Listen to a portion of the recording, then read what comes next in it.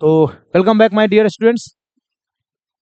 आज जो मैं आपको यहाँ पर जो बताने वाला हूँ, जो आज का जो हमारा ये पार्ट है, इस पार्ट में हम सेंटेंस के बारे में जानेंगे कि कोई भी सेंटेंस को जब हम बनाने जाते हैं ना, तो उस सेंटेंस को हम बनाएंगे कैसे, उस सेंटेंस को हम कौन कौन से पार्ट को तोड़ के रखेंगे, कौन कौन से पार्ट से कौन सा पार्ट निकल कर आएगा, कौन किस किस चीज की आवश्यकता होगा उस सेंटेंस में, हम उसको पहचानेंगे कैसे।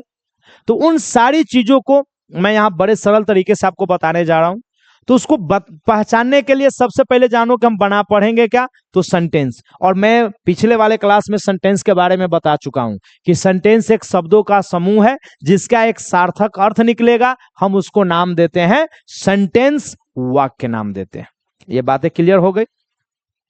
अब चलो सेंटेंस में, जैसे मैं आपको यहां पर बोलता हूं कि किसी भी सेंटेंस में स्ट्रक्चर अगर आप देखिएगा ना, तो सेंटेंस का स्ट्रक्चर जो है वो ये होता है। जरा ध्यान दे दो, मैं आपको बता दूं। किसी भी सेंटेंस में जाओगे तो सबसे पहले सब्जेक्ट आएगा, वर्ब आएगा, ऑब्जेक्ट आएगा और उसके बाद कंप्लीमेंट आएगा। ठीक है, तो इसी चीज को मैंने यहां पर तोड़ दिया है कि सेंटेंस में एक सब्जेक्ट होगा, वर्ब होगा, ऑब्जेक्ट होगा, कंप्लीमेंट होगा। याद रहेगा क्या क्या रहेगा सेंटेंस में? Subject, verb, object, complement. कहेगा सर सब्जेक्ट, तो सब्जेक्ट को हिंदी में कहते हैं कर्ता। क्या नाम देते हैं? कर्ता। वर्ब को हिंदी में कहते हैं क्रिया। वर्ब को हिंदी में क्या कहिएगा? क्रिया। ये है क्रिया। ऑब्जेक्ट को हिंदी में क्या कहिएगा? कर्म। कंप्लीमेंट को हिंदी में क्या कहिएगा? पूरक। ध्यान से सुन लीजिएगा, जितने भी सेंटेंस होता है उसमें चार चीज रहेगा, सब्जेक्ट रहेगा, वर्ब रहेगा, ऑब्जेक्ट रहेगा, कंप्लीमेंट रहेगा। ये चार वर्ड्स रहेगा। अब कहिएगा सर सब्जेक्ट, तो सर सब्जेक्ट में भी आपको दो चीज आ सकता है। अब यहां पर हम लोग और डिटेल से पढ़ेंगे। एक जो सब्जेक्ट में एक वर्ड आता है, इसको हम लोग नाम देते हैं क्वालिफायर वर्ड। क्या नाम देते हैं? Qualifier word. और एक तो मेन आपको बेस सब्जेक्ट बच जाएगा। ये दोनों चीज मिलकर वो सब्जेक्ट बनता है। वर्ब में बच्चे जब जाएंगे तो वर्ब में आपको मैं थोड़ा सा यहां बना दूं। वर्ब में आपको दो चीज पढ़ना रहेगा। ठीक है, वर्ब में जब सेंटेंस में जाइएगा, हम सेंटेंस के अकॉर्डिंग बता रहे हैं, दो चीज का हमको जरूरत पड़ेगा। एक पड़ेगा हेल्पिंग वर्ब का और एक पड़ेगा आपको मेन वर्ब का। किसका पड़ेगा जरूरत? मेन वर्ब का। ये सेंटेंस में हमको रिक्वायरमेंट होगा, इसलिए मैं आपको सारी बात बता दे रहा हूं। देखिए हेल्पिंग वर्ब में क्या क्या आ जाएगा, तो इसमें आ जाएगा इज, एम, आर, और इसमें आ जाएगा वाज, वेयर, और इसमें क्या आ जाएगा? हैज, हैव, हैड, और उसके बाद आ जाएगा डू, डज, डिड। जो सेंटेंस में जाएगा ये आ जाएगा। और मेन वर्ब तो आप जानते ही हैं, प्ले, डांस, सिंग, लाफ, ये सब जो है आपको है वो मेन वर्ब है। तो इन दोनों का रिक्वायरमेंट पड़ेगा। तो वर्ब में हम लोग इतना टॉपिक के बारे में चर्चा करेंगे, डिस्कस करेंगे। ऑब्जेक्ट में तो कुछ होता नहीं, ऑब्जेक्ट तो कर्म वही है। यही ऑब्जेक्ट कहीं कहीं ऑब्जेक्ट रहेगा, कहीं कहीं सब्जेक्ट कंप्लीमेंट होगा। इस पर हम आपको जोर डालेंगे। ये जिसमें मेन वर्ब न रहेगा उसमें वो ऑब्जेक्ट जो होगा वो ऑब्जेक्ट कहलाएगा सब्जेक्ट कंप्लीमेंट। क्या नाम देते हैं उसको? सब्जेक्ट कंप्लीमेंट नाम देते हैं। इसका भी जिक्र हम अभी आपको यहां पर करेंगे। और एक मेन वर्ड होता है वाक्य में, जब वर्ब रहेगा उस वाक्य के जो अर्थ को पूरा करेगा उसको हम लोग नाम देते हैं कंप्लीमेंट। तो इसको जरा आप लोग नोट कर लीजिएगा, क्योंकि ये सारी कंसेप्ट को हम आपको वाक्य के द्वारा, सेंटेंस के द्वारा हम तोड़ने जा रहे हैं। तो आप लोग सारे बच्चे इसको नोट कर लीजिए, हम आगे बढ़ते हैं।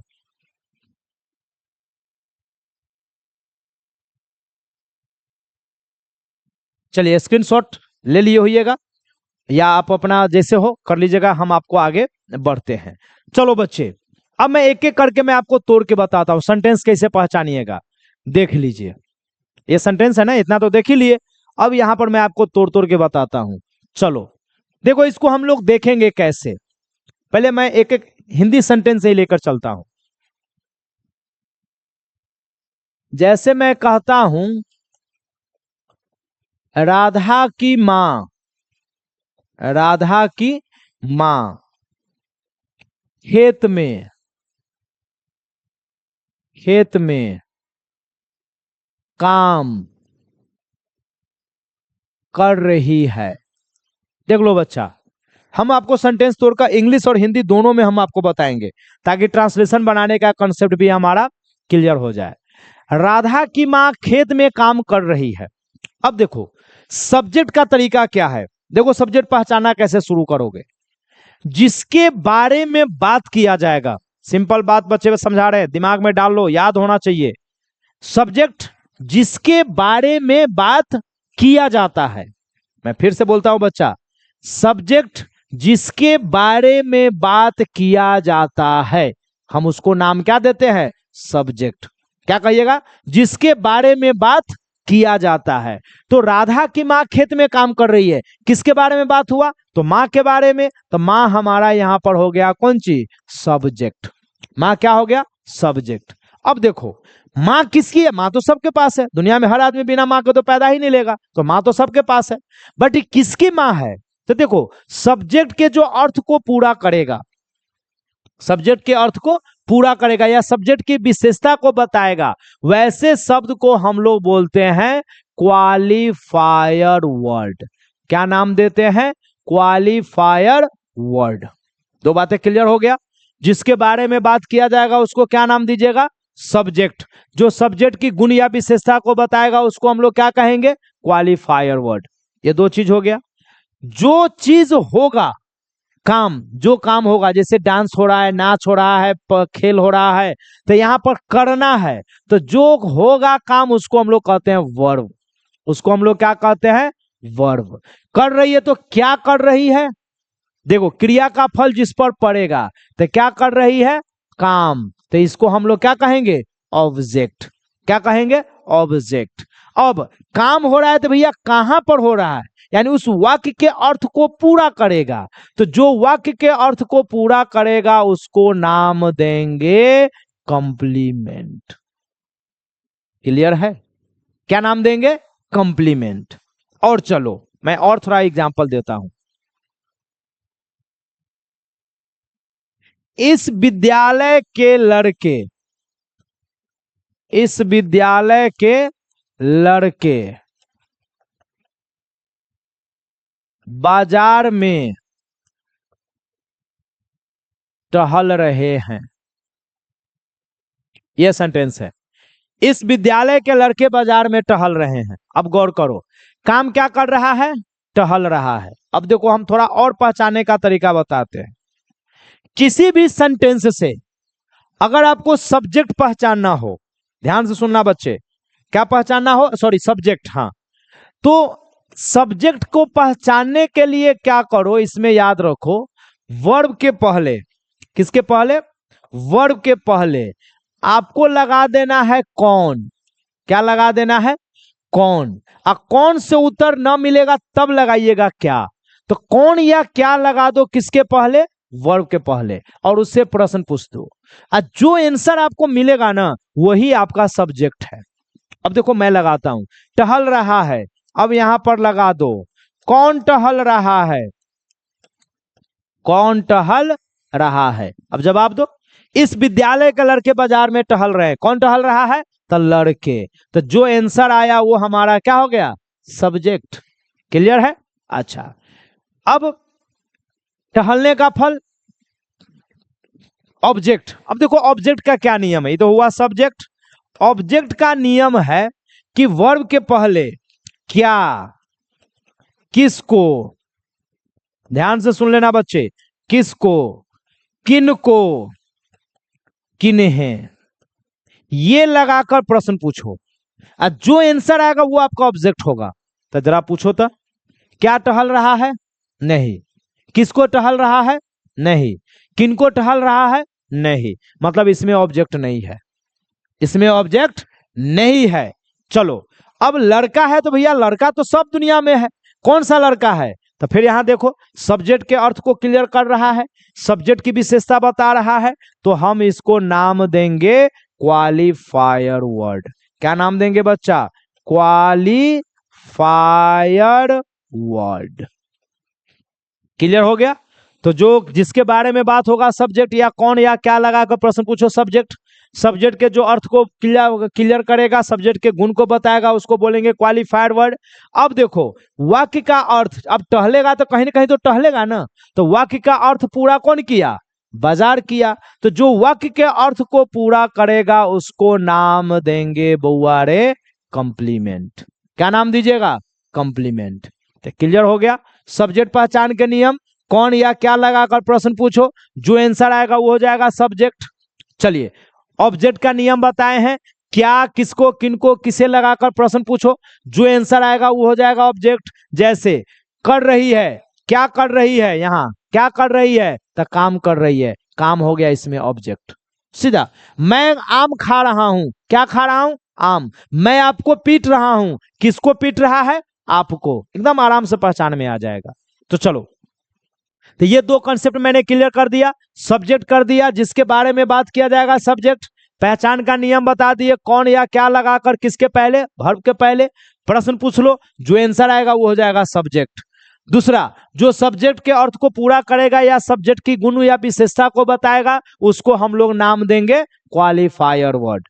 अब आया ऑब्जेक्ट, क्रिया का फल जिस पर पड़ेगा उसको क्या नाम देंगे? ऑब्जेक्ट। पहचानिएगा कैसे? तो वर्ब के पहले लगा देना है क्या, किसको, किनको, किन्हें। किसके पहले लगा देना है? वर्ब के पहले। और जो आंसर आएगा वो हो जाएगा हमारा ऑब्जेक्ट। अब एक बच गया कंप्लीमेंट, जो वाक्य के अर्थ को पूरा करेगा, और अर्थ को पूरा करेगा उसी को नाम देते हैं कंप्लीमेंट।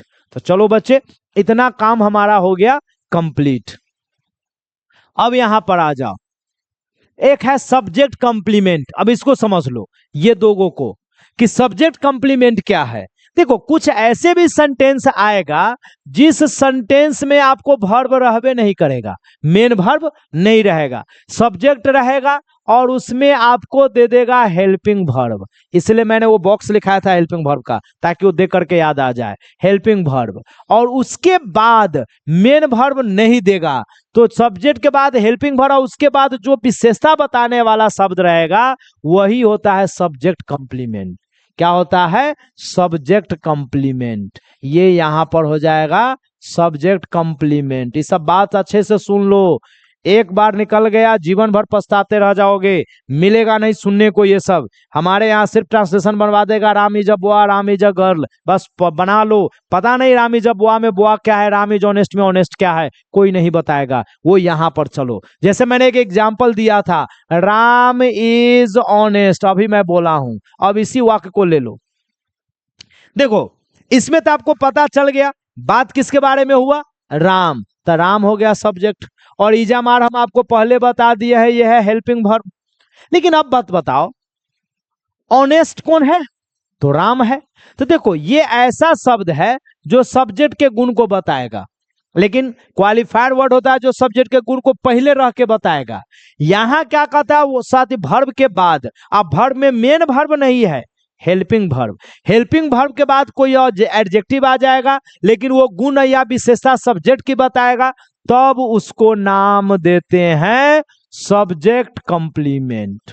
बोर्ड पर अच्छा से ध्यान देकर समझ लो बच्चे, जो एडजेक्टिव वर्ब के बाद, वर्ब में मेन वर्ब नहीं रहेगा, जब मेन वर्ब ना होगा तो ऑब्जेक्ट नहीं होगा, तो वर्ब के बाद, या ऐसे समझ लो कि जो ऑब्जेक्ट के स्थान पर, किसके स्थान पर? ऑब्जेक्ट के स्थान पर रहेगा, लेकिन उसमें कोई मेन वर्ब है ये नहीं है, तो वो ऑब्जेक्ट तो होगा नहीं। तो भैया अब क्या होगा, ऑब्जेक्ट के स्थान पर है और उसमें मेन वर्ब नहीं, तो यानी ऑब्जेक्ट नहीं है, तो उसी को हम लोग कहते हैं सब्जेक्ट कंप्लीमेंट। क्या नाम दीजिएगा? Subject complement. इसलिए मैंने डिफिनेशन क्लियर कर दिया है, a word that used after the subject, जो सब्जेक्ट के बाद इस्तेमाल होगा, प्लेस ऑफ ऑब्जेक्ट, किसके स्थान पर? ऑब्जेक्ट के स्थान पर, एंड क्वालिफाई द सब्जेक्ट, और सब्जेक्ट की गुण विशेषता बताएगा, क्या नाम देंगे? सब्जेक्ट कंप्लीमेंट देंगे। Is this clear?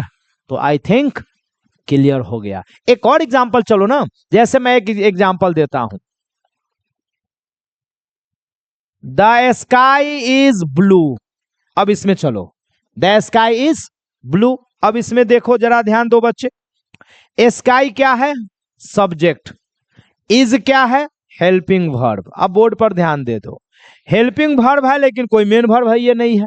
तो जब मेन वर्ब ना होगा तो ये ऑब्जेक्ट के स्थान पर है लेकिन ये ऑब्जेक्ट नहीं होगा। कैला नहीं होगा क्योंकि इसमें कोई मेन वर्ब नहीं होगा। जो ले काम नहीं होगा तो ले क्रिया का फल नहीं पड़ेगा। तो जब ये ऑब्जेक्ट के स्थान पर है, कोई मेन वर्ब ना है, और सब्जेक्ट का गुण बता रहा है, क्या आकाश कैसा है? ब्लू है, तो भैया इसको हम लोग नाम देंगे सब्जेक्ट कंप्लीमेंट। क्या नाम दीजिएगा? Subject complement. तो आई थिंक ये कंसेप्ट भी अच्छे ढंग से क्लियर हो गया होगा। चलिए अब एक बात और हम आपको यहां पर कंसेप्ट क्लियर करें, ये एट्रीब्यूटिव एडजेक्टिव। देखो एडजेक्टिव दो प्रकार से प्रयोग होता है, एक होता है एट्रीब्यूटिव और दूसरा होता है प्रेडिकेटिव। मैं दोनों एग्जांपल से क्लियर कर देता हूं, हालांकि क्लास में हम लोग जब एडजेक्टिव पढ़ाते हैं तो वहां क्लियर कर देते हैं। जैसे एक मिनट देखो, जैसे यहां पर कहता है, जिसे दो सेंटेंस में लिखा हूं, my friend Ram is an honest boy. देखो एक बात याद रखो कि भैया मैं बात कर रहा हूं और राम के बारे में, क्लियर बता दिया हूं, मैं अपने दोस्त के बारे में तो बात कर नहीं रहा हूं, राम के बारे में बात किया हूं। तो राम कौन है? मेरा दोस्त। तो राम को क्वालिफाई कौन किया? My friend. तो ये तो तय बात है कि ये एडजेक्टिव हो गया। क्या हो गया? एडजेक्टिव। तो अगर जो एडजेक्टिव वर्ब से पहले प्रयोग रहेगा, यानी नाउन के जस्ट अगल बगल में, तो उसको बोलते हैं एट्रीब्यूट। क्या बोलते हैं? एट्रीब्यूट। लेकिन अगर यही जो वाक्य हम लिखे थे, द स्काई, क्या लिखे थे? द स्काई इज ब्लू, जिसमें हम आपको बोले थे इसको सब्जेक्ट कंप्लीमेंट। बट वैसे तो आप जानते हैं कि ब्लू आपको क्या है? एडजेक्टिव। तो वर्ब के बाद अगर एडजेक्टिव प्रयोग होगा तो इसको हम लोग कहते हैं प्रेडिकेटिव। क्या नाम देते हैं? प्रेडिकेटिव। आप वर्ब से पहले रहेगा तो उसको नाम दीजिएगा एट्रीब्यूटिव। जैसे यहां पर है राम माय फ्रेंड, तो राम से निकला है मेरा दोस्त, मेरा दोस्त से राम नहीं निकला है। राम, राम कौन? राम मेरा दोस्त। बहुत सारा राम होगा तोरा गांव में भाई, कौन राम? तो मेरा दोस्त। तो भैया यहां इसको क्वालिफाई किया तो ये हो जाएगा एट्रीब्यूट। और लास्ट में अगर प्रयोग हो जाएगा वर्ब के बाद और नाउन को क्वालिफाई करेगा तो उसको कहते हैं प्रेडिकेट। तो प्रेडिकेटिव एडजेक्टिव और एट्रीब्यूटिव एडजेक्टिव, एडजेक्टिव दो प्रकार से प्रयोग होता है। चलिए तो अब मैंने यहां पर ये सेंटेंस मैंने आपको सब बात क्लियर कर चुका हूं। अब एक है नाउन को पहचानोगे कैसे? तो देखो नाउन पहचान का एक सरल तरीका बता देते हैं। किसी भी वाक्य में वर्ब के पहले ये लगा दो हु, व्हाट, होम, नाउन आपको आसानी से पहचान में आ जाएगा। जैसे कहेगा सर कैसे? तो जैसे रहेगा एक सेंटेंस दे दो, राम इज प्लेइंग। अब देखो इसमें सब बड़ा आसानी से पहचान लेंगे। राम इज प्लेइंग, कहता है इसमें नाउन बताइए, तो देखो नाउन है, काम हो रहा है प्लेइंग का, हु लगा दो, हु इज प्लेइंग, तो राम इज प्लेइंग, तो राम हो गया नाउन। क्या हो गया?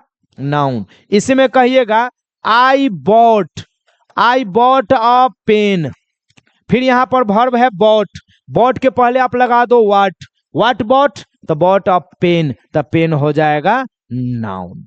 तो इस प्रकार से आप सेंटेंस में आराम से पहचान सकते हैं। A to Z मैंने आपको बेसिक कंसेप्ट क्लियर कर दिया। यहां के बाद से इस प्रकार के सब्जेक्ट, वर्ब, ऑब्जेक्ट, कंप्लीमेंट, इस समय आपको कोई दिक्कत नहीं होगा। लैंग्वेज वाले कंसेप्ट में भी आपको दिक्कत नहीं होगा। अगला जो हम आपको क्लास देंगे उसमें हम आपको प्रोनाउंस का जो पर्सनल प्रोनाउन होता है उसका जो अलग अलग रूल होता है, उन सारे अलग अलग रूल्स के बारे में हम आपको बताएंगे। तो चलिए मिलते हैं फिर से अगले क्लास, नए क्लास के साथ। तब तक के लिए बाय बाय, टेक केयर।